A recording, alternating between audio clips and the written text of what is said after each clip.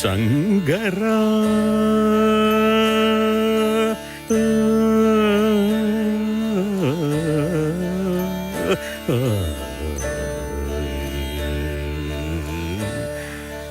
ശങ്കര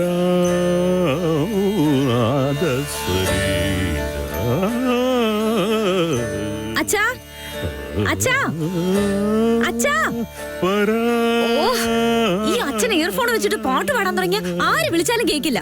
അച്ഛാ അച്ഛാ അച്ഛാ. എന്താ മോളെ? എന്താ ചെയ്ത്? ദോശ കഴിക്കാൻ വിളിക്കാൻ വേണ്ടിയല്ലേ ഞാൻ വന്നേ. നിങ്ങളാണെങ്കിൽ വേറെ ഏതോ ലോകത്താണല്ലോ. അതിന്റെ കൂടെ പാട്ടും പാടിക്കൊണ്ടിരിക്കുക. ഓ അതോ, ഞാൻ പാട്ട് പാടാൻ പ്രാക്ടീസ് ചെയ്തോണ്ടിരിക്കല്ലേ. ഇതെപ്പോഴീ പുതിയ ആഗ്രഹമൊക്കെ തുടങ്ങിയ? അടുത്ത വർഷം അങ്ങനെ സരിഗമപയിൽ പാർട്ടിസിപ്പേറ്റ് ചെയ്യാൻ വല്ല പ്ലാനും ഉണ്ടോ അച്ഛന്? അതൊക്കെ സ്വപ്നത്തില് മാത്രല്ലേ ഉള്ളൂ മോളെ. പിന്നെ എന്തിനാ ഈ പ്രാക്ടീസ് ഒക്കെ? ഞാൻ റിട്ടയർ ആകാൻ പോവല്ലേ. കണ്ടക്ടർമാരെല്ലാരും കൂടി ചേർന്നൊരു ഫംഗ്ഷൻ വെക്കുന്നുണ്ട്. ആ ഫംഗ്ഷനിലെ ഞാൻ പാടണം എന്ന് പറയണം.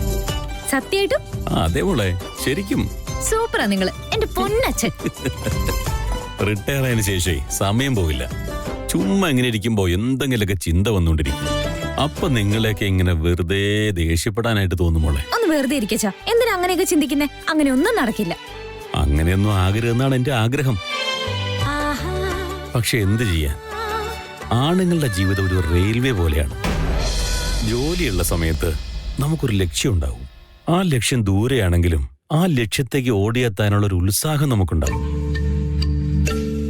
ഈ ജോലി അവസാനിച്ചതിന് ശേഷം കയ്യും കാലൊക്കെ കെട്ടിയിട്ട് എങ്ങനെ ഇരിക്കാൻ സാധിക്കും?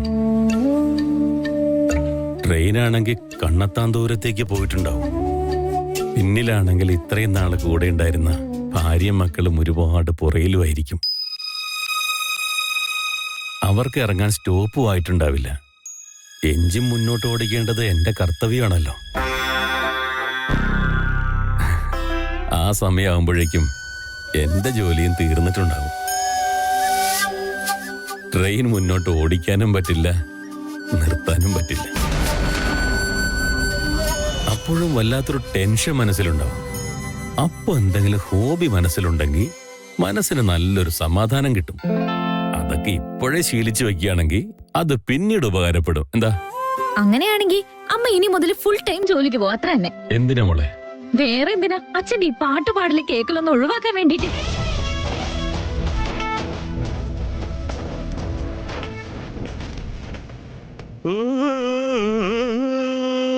അച്ഛാ, വേണ്ട വേണ്ട.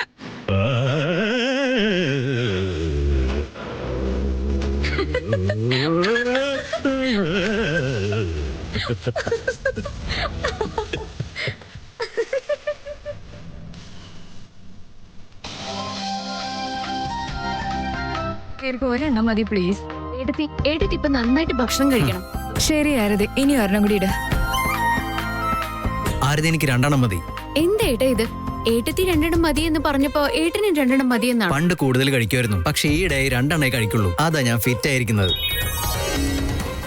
എന്താ നിങ്ങളുടെ വലിയ ഫിറ്റ്നസ്? നിനക്കെന്നോട് അസൂയല്ലേ? ഏട്ടാ, വിക്കി ഇതുവരെ. Good morning all.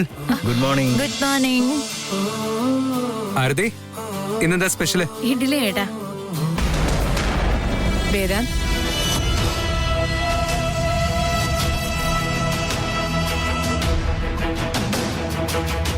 സോറി അമ്മേ, ഇന്നലെ എന്റെ വേഷം കണ്ടപ്പോ അമ്മ ആകെ ടെൻഷനായി പോയല്ലേ. It's okay Vedant. വിളമ്പിക്കൊടു.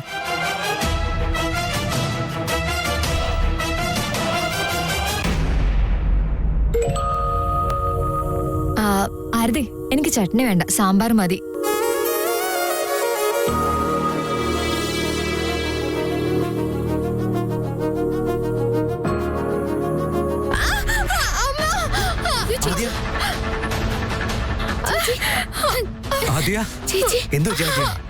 ചേച്ചി സോറി ചേച്ചി, ചേച്ചിക്കൊന്നും പറ്റില്ലല്ലോ അല്ലേ?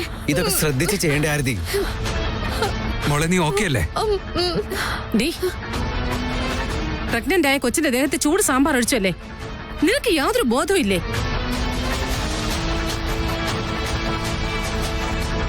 ഇല്ല അമ്മേ, അത് കൈ തട്ടി. എന്ത് തെന്നിപ്പോയിന്ന് നിന്നെ ഞാൻ അമ്മേ, എന്തിനാ ചീത്ത പറയുന്നേ?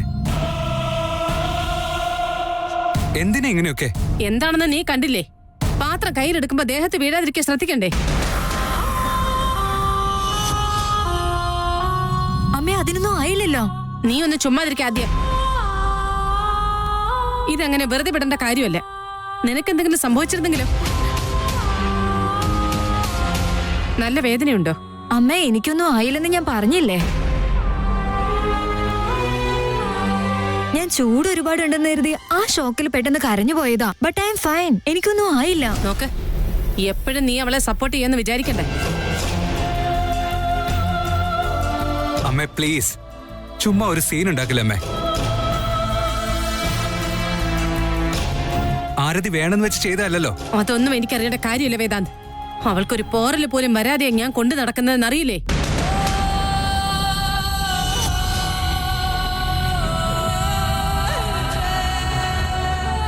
അങ്ങനെയുള്ളപ്പോ എന്റെ കൊച്ചിന്റെ ദേഹത്ത് ചൂട് സാമ്പാർ വീണത് ഞാൻ സഹിക്കണമെന്നാണോ നീ പറയുന്നത്?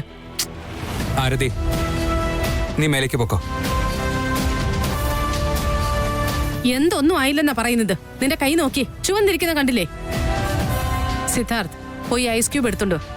സിദ്ധാർത്ഥ്, ഒന്നും ആയിട്ടില്ല. അതിന് മാത്രം ഒന്നും ആയിട്ടില്ല. എന്താ പറ്റിയ നിങ്ങൾക്ക്? അങ്ങനെ അല്ലാതെയാ, ഹോസ്പിറ്റലിൽ പോയേ പറ്റൂ. വേദാന്ത്, ഞങ്ങൾ രണ്ടുപേരും ഹോസ്പിറ്റലിലേക്ക് പോവാണ്, എന്നിട്ട് ഓഫീസിലേക്ക് വരാം. അത് സാരമില്ല, നോ പ്രോബ്ലം. സിദ്ധാർത്ഥ്, വേഗം കൂട്ടിക്കൊണ്ടു പോ. അമ്മേ, ഇതിനൊക്കെ ഹോസ്പിറ്റലിൽ പോവാനോ? ചേട്ടൻ നീയും തുടങ്ങിയോ? ചുമ്മാതിരിക്കാദ്യ. നീ ഒന്ന് ചുമ്മാതിരിക്കാദ്യ. വേഗം ചെല്ലി. വന്നേ.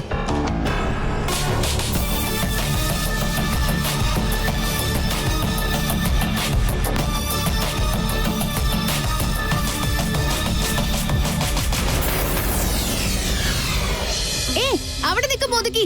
എന്നെയും കൂടി ഒന്ന് കോളേജിലേക്ക് ഡ്രോപ്പ് ചെയ്യ്. ഒന്ന് വെറുതെ ഇരിക്കടി. എനിക്കൊരു ഇമ്പോർട്ടന്റ് മീറ്റിംഗ് ഉണ്ട്. ഞാനേ തിരക്കില്ല. അപ്പോഴാ നിന്റെ ഒരു കാര്യം. ഓഹോ, ഇമ്പോർട്ടന്റ് മീറ്റിംഗ് ആണോ അതോ ഇമ്പോർട്ടന്റ് ആയിട്ട് ആരെങ്കിലും കാണാനാണോ? നിന്റെ തലയിൽ ഇതല്ലാതെ വേറെ ഒരു കാര്യമില്ലേ? നീ എന്തിനാ ഇങ്ങനെ ചൂടാവുന്നേ? നിനക്ക് വേദാന്ത് ചേട്ടനെ ഇഷ്ടമാണെന്നുള്ളത് സത്യം. ഇപ്പോഴും നിന്റെ മനസ്സിൽ ചേട്ടനുണ്ട്. അങ്ങനെയുള്ളപ്പോ ഞാൻ ചേട്ടന്റെ കാര്യം പറയുമ്പോ നിനക്ക് സന്തോഷമല്ലേ വരണ്ടേ? എന്നിട്ട് പിന്നെ നീ എന്തിനാ ഇങ്ങനെ പെരുമാറുന്നേ? എല്ലാം നന്നായി വരണമെന്ന് വിചാരിച്ച് ചെയ്താലും അങ്ങനെ വരൂ. അതിൽ എനിക്ക് വേണ്ട കാര്യങ്ങളൊന്നും ഇല്ലല്ലോ. വിട്ടേക്ക്. ഇന്ന് നിനക്ക് വേണ്ടതുപോലെയല്ല ആകുമോന്നാ ഡൗട്ട്. അതെന്താ നീ അങ്ങനെ പറഞ്ഞേ? ഇന്ന് നിന്റെ മുഖത്ത് ഒരു പ്രത്യേക ചാമുണ്ട്. എന്താ സ്പെഷ്യല്? ഒത്തിരി ദിവസം കൊണ്ട് ചെയ്യണമെന്ന് വിചാരിച്ച കാര്യം ഇന്ന് നടത്തണം. അതാണ് സ്പെഷ്യല്. അതാണ് ഏറ്റവും സ്പെഷ്യൽ ആയിട്ടുള്ള കാര്യം.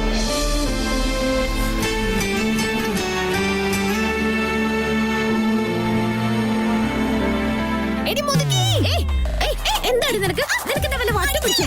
എന്താ സ്പെഷ്യൽ എന്ന് ചോദിച്ചപ്പോ എന്താ ആലോചിച്ചോണ്ട് നിന്നിട്ട് എന്താ കാര്യം? നീ എന്തിനാ ആവശ്യമില്ലാത്ത പറയുന്നേ? എന്റെ അഹങ്കാരം കുറച്ച് കൂടുന്നുണ്ടേ. നീ ആവശ്യമില്ലാതെയാണല്ലോ സംസാരിക്കുന്നതൊക്കെ. സംസാരിച്ചെന്ന് ലേറ്റ്. ഈ സമയം കൊണ്ട് നിനക്ക് കോളേജിൽ എത്താൻ പാടില്ലായിരുന്നു. എടി മുതുക്കി, ലേറ്റ് ആവുമ്പോ തന്നെ എന്റെ കഴുത്തിന് പിടിക്കണം അല്ലേ? നിന്നെ ഞാൻ വീടില്ലടി. നിന്റെ നെഞ്ചത്ത് കാല് വെച്ച് ചവിട്ടി കൂട്ടിയില്ലെങ്കിൽ എന്റെ പേര് അതിഥി എന്നല്ല. നിനക്കൊന്നും മനസ്സിലായില്ലെങ്കിൽ എനിക്കൊന്നും പറയാനില്ല. നിന്റെ ലൈഫിൽ വന്ന ചേഞ്ചസിനെല്ലാം കാരണം അമൂല്യ വന്നതിന് ശേഷം ആരംഭിക്കുന്നേ. നിന്റെ സൈഡിൽ നിന്ന് അല്പം ലേറ്റ് ആയാലും അതെന്തായാലും മനസ്സിലാക്കിയേ പറ്റൂ. ആദ്യക്ക് കുഴപ്പമൊന്നുമില്ലായിരിക്കും. ഒരുപാട് പൊള്ളിയിട്ടുണ്ടാവും.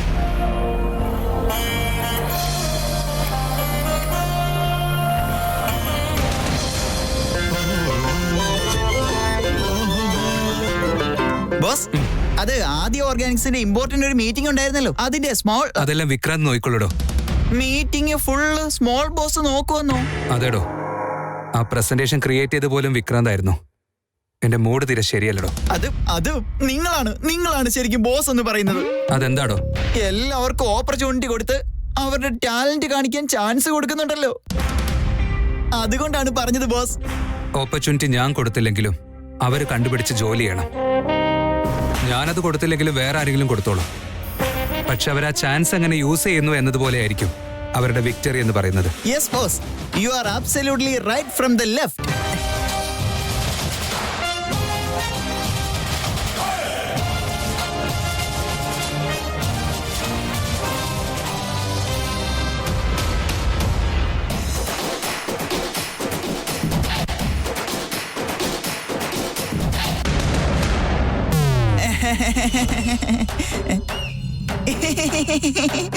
ബോസ്, അമൂല്യ മേഡത്തിനോട് അകത്തേക്ക് വരാൻ പറയട്ടെ. ശരി, വരാൻ പറയൂ. ഈ ഓഫീസില് നിങ്ങളുടെ പെർമിഷൻ ഇല്ലെങ്കിലും ചെയ്യാൻ പറ്റുന്ന ഒരൊറ്റ പണി ദാ ഇത് മാത്രമാണ്. ദിവസത്തിൽ എത്ര പ്രാവശ്യം വേണമെങ്കിലും അമൂല്യ മേഡത്തിനെ വിളിക്കട്ടെ എന്ന് ചോദിച്ചാ നിങ്ങള് എന്ന് മാത്രമേ പറയൂ.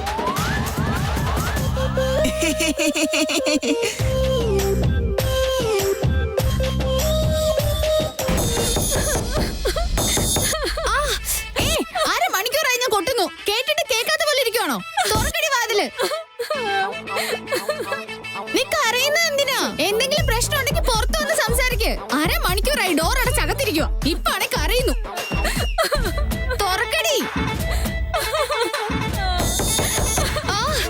ആരതി അമ്മൂനെ വളർത്തിയെടുക്കാൻ എനിക്ക് ഒരു ബുദ്ധിമുട്ടും ഇല്ലായിരുന്നു. അവരെ കൊണ്ട് എനിക്ക് ഒരു പ്രശ്നവും ഇല്ലായിരുന്നു.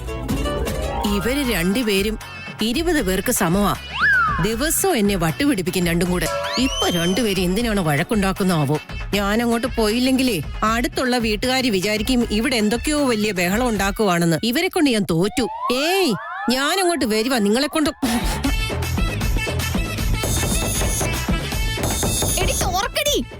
ഏയ്, എന്തിനാ നീ ഇങ്ങനെ ഡോറ് തല്ലി പൊളിക്കുന്നേ? നീ വാതിൽ അടിക്കുന്ന കണ്ട വാതിൽ ഇങ്ങ് പോരുമല്ലോ. ഇപ്പോഴുള്ള ചെലവ് എനിക്ക് നോക്കാൻ പറ്റുന്നില്ല. അതിന്റെ കൂടെ പുതിയ കാര്യങ്ങളൊന്നും തരണ്ട. വാതിൽ പൊളിയുന്ന പോലെ അടിച്ചിട്ട് നിങ്ങളുടെ അവസാനത്തെ മകള് വാതിൽ തുറക്കുന്നില്ല. അഞ്ജു, എന്തിനാ നീ ഇങ്ങനെ കരയുന്നേ? വാതിൽ തുറന്ന് നീ ഇങ്ങോട്ട് വാ. ഒന്ന് ചോദിക്ക് പെണ്ണേ. അഞ്ജു, നിനക്ക് പബ്ലിക് എക്സാം അല്ലേ കൊച്ചേ? എന്തിനാ നീ ഇങ്ങനെ ലേറ്റ് ആക്കുന്ന? വാടി ഇങ്ങോട്ട് വെളിയിലോട്ട് വാ.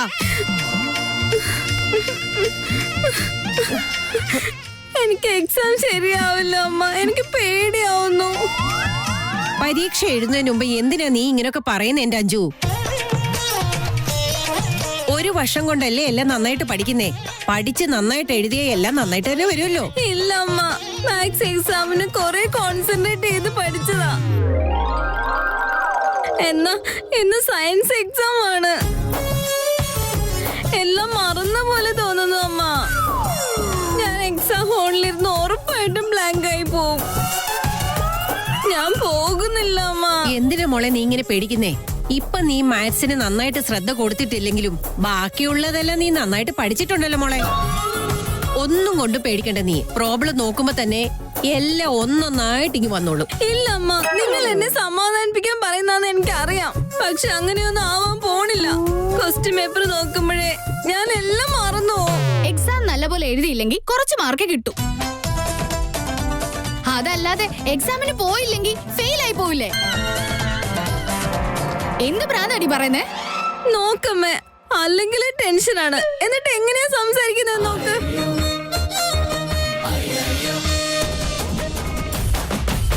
ഞാൻ പോകില്ല എന്ന് പറഞ്ഞ പോകില്ല.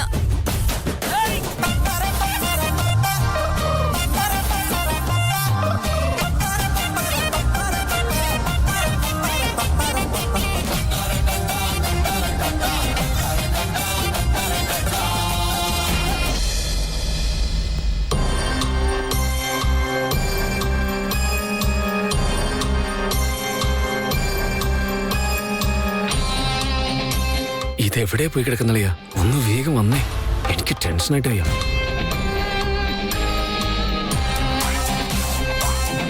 അപ്പൊ നമുക്ക് ആരംഭിക്കാം അല്ലേ? ഞങ്ങള് വന്നിട്ട് ഇപ്പൊ കുറെ നേരമായി. നമുക്ക് തുടങ്ങാം. പക്ഷേ സിദ്ധാർത്ഥ കൂടെ വന്നിരുന്നെങ്കിൽ നന്നായിരുന്നു. വന്നിരുന്നെങ്കിലെന്നോ? അല്ല, എപ്പോ വരും? ഏതാണ്ട് എത്തേണ്ട സമയേ. ഞാൻ ഒന്ന് വിളിച്ചു നോക്കട്ടെ.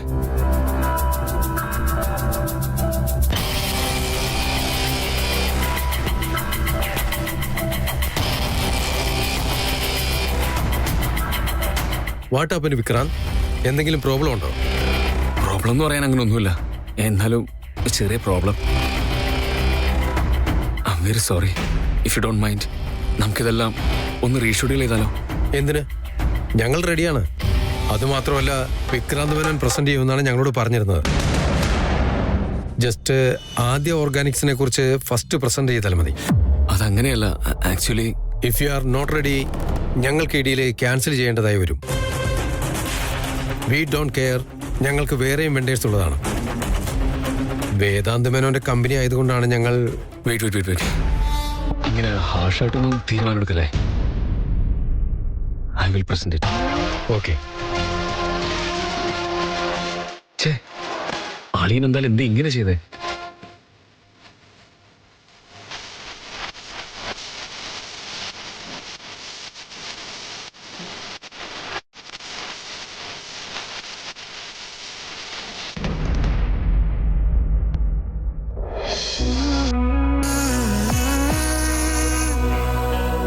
Hello, is she fine? വേറെ പ്രോബ്ലംസ് ഒന്നും ഇല്ലല്ലോ അല്ലേ? ഓ, കാര്യമായ കുഴപ്പമൊന്നുമില്ലല്ലോ. Yeah, that's okay.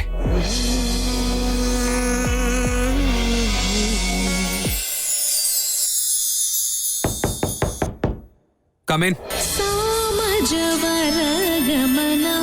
I am happy she is fine. Boss,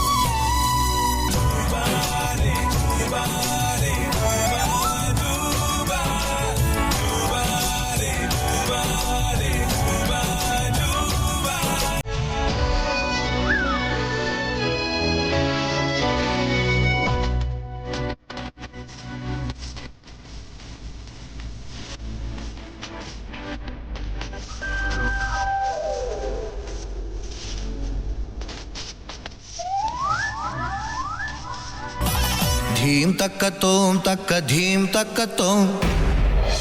Anju, സമാധാനമായിരിക്കെ. ഈ വർഷം മുഴുവനും ബുക്ക് നോക്കാത്തവര് പേടിക്കണം. നീ പേടിക്കണ്ട. ഇല്ല ചേട്ടാ, ഞാൻ പോകില്ല. ഞാൻ നാണം കെട്ട് പോകും. എനിക്ക് അഞ്ജു, പേടിയാവുന്നുണ്ട്. ദേ എന്റെ കണ്ണിലേക്ക് നോക്കി.